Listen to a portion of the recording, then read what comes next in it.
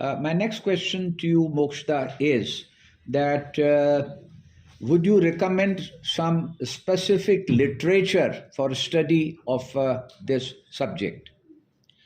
I do not think there are specific books on this subject yet in India. Oh, what I would recommend is really like refer to the books on criminal law, definitely, but the teacher has to develop his or her own content, because the way, the perspective, the lens through which you're going to teach it is not going to be criminal law per se. It's going to be taking criminal law from the perspective of the woman. Look at the whole procedure of criminal law also when you talk about the laws of rape, and reconstruct this from the viewpoint of the woman. So definitely suitable literature has to be found out and explained, shown to the students.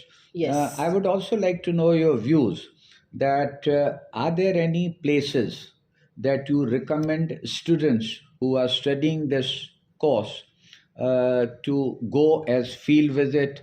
I have in mind, say, for example, prisons, hospitals. Would you like to enumerate some more? I would definitely recommend students to visit battered women shelters.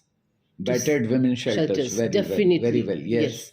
I would also ask them to visit women prison, where you will see the women who have been victims, who are offenders, obviously, also victims of human trafficking, for example. And women trafficking, yes. Yes, this is going to be part of the subject anyway. Yes. Also, we have to look at certain organizations who are already like NGOs who are working in the field. There have been a lot of organizations who are specifically working on certain fields, like on abortion rights or on sex selection. So students should also try to do some kind of, not internship, I would say, but some kind of research.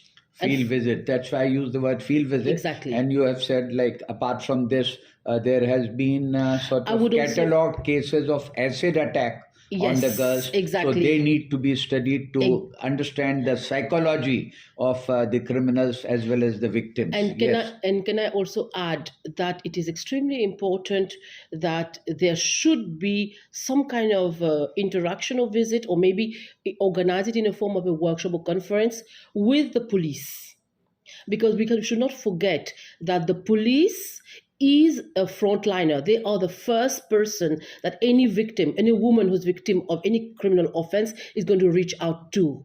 So this is where it is important to know the mindset and the way the police is going to be dealing and applying the law or not applying the law. So when you look at issues of patriarchy and all, I would definitely recommend that students go and sit in India. You have got Mahila police, or you have specific departments which work on domestic violence or on trafficking of women, or work on prostitution or whatever it is, that they should go there and sit and observe. Because women in criminal law is not only about application of the law, it's also about seeing and changing mindsets.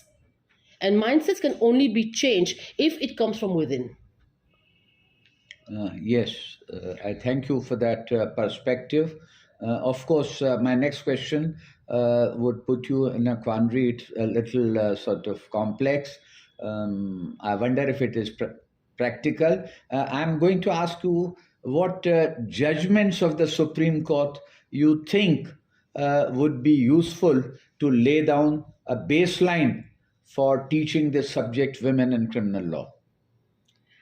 I would not remember or not refer to one specific judgment. It's difficult to name one judgment. There would be very many judgments. Exactly. And I think there's a whole very question that the faculty would need to be extremely sensitive, vigilant and thorough to pick up those judgments and explain them to the students while teaching this crime. And recently there have been so many judgments from 2018 onwards on gender equality, and especially with the new Chief Justice there have been so many judgments which are actually really pushing towards gender equality and respecting the rights of women. Yes. So yes, Yes. I agree with you. There's a Yes. huge catalogue of judgments, but please also note there are international judgments which are extremely important. Judgments of the International Court of Human Rights, of the European Court of Human Rights, that we have to also refer to, because that gives us the benchmark of what is considered. Do not forget that the women's rights are considered to be human rights in international law. So Yes. when we take it Yes. from that perspective, then we have that also that point of reference. Mokshda, I would be happy, and I think your views, your experiences with regard to the global or transnational practice, because you have spent considerable time in Mauritius, you've been to Africa, UK, other countries, France. So, what would you like to talk here and indicate with regard to the global and transnational perspective of this subject?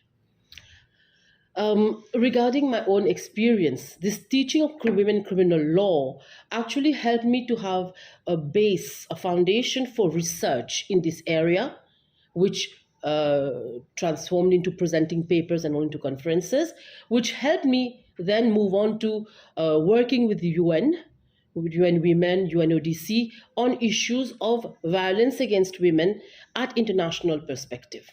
Now, we have to realize that the same problems happen in every single country at different levels. Okay, so whether it is in Africa, where I have worked in Senegal and Mali and Niger, we may have different crimes which are more important against women. For example, female mutilation, genital mutilation, FMG is there. There are other types of crime. But You would like to add anything else, Mokshda, about the global or transnational perspective? yes, definitely. I would like to add something about the reproductive rights of women, which is right now a big, huge topic internationally. There has been the judgment which has come from the US Supreme Court on abortion. I think you must all know about it. And also when we look at issues of sexual violence in times of conflict. So these are issues which we need to consider whenever we're teaching this subject. We need to also think that all these topics are interrelated, whether it is in America, whether it is in India, it is in Mauritius, it is in Africa. There is an international connection. And we see it at of course, when we look at the UN level, at other international agencies which are working in this field. Okay. And my last question, Mokshda, is that in law colleges, the students are naturally eager and interested to know about the application and practice. So, what job opportunities are there for the students who take interest in women and criminal laws? I would definitely recommend to all students who are interested in issues of women, gender, criminal law, to go ahead and take this line, because it is a line which is often ignored. Everybody thinks there's corporate law or litigation, but international law and gender issues is a third line of a very viable career option. Look at it from the point of view that once you are in this sector, not only you can start an NGO, join an NGO, work as a lawyer. As a lawyer, I'm not saying that you're doing social work here. You're working as a lawyer to change policies in a country. Whether you're starting to work with international agencies, you're taking cases before the international courts. Do not forget that many NGOs have consultative role with the UN, so can take cases up at the African Union, for example. And obviously it opens the path, the way for you to join international bodies and to make to bring effective change for women internationally through changing policies in different countries. So don't think that it is something, of course, if you just think about the money, it's not only about the money, but it's the satisfaction of having done some great work to bring in gender equality, to reduce violence against women, and to leave a legacy of doing good work. Yes. Thank you. Thank you very much, Mokshda. Your lecture was quite interesting, and I'm sure this will lead to promotion of women and criminal law as a subject in law colleges and schools. Thank you.